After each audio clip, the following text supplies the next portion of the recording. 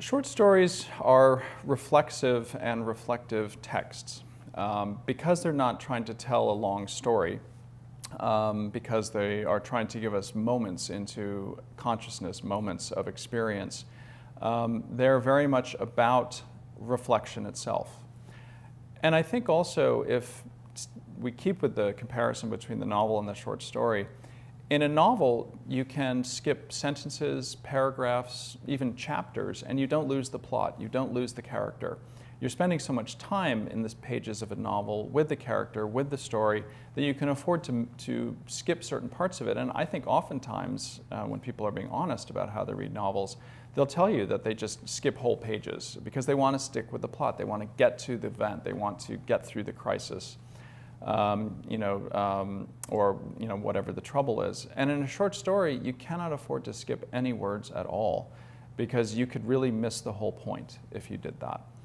So I was actually reading a short story by Lynn Cody the other day, and there's a moment in a story where the main character is having this kind of internal monologue in her head. And the other character in the scene, who is her lover, notices something about her that the protagonist herself does not see about herself. And the other character, the male character in this scene, reacts in this very powerful way.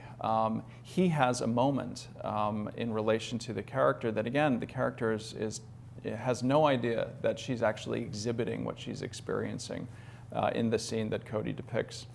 And that just seems to me to be a very, kind of persuasive moment.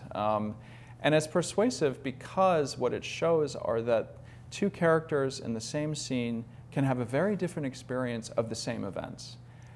And that just speaks to me of that desire of the reflexive mind to be able to contemplate such things, and to really kind of dwell in the particulars of the moment as conveyed by words that short stories really do demand of us. They don't let us skip those words. They don't let us be hurried by our own desire. They make us slow down. They make us take a moment and pause. And those moments of pause that the short story gives to us is, I think, something that the reflexive mind really craves. Have a little time out from the busyness of your life and read a short story.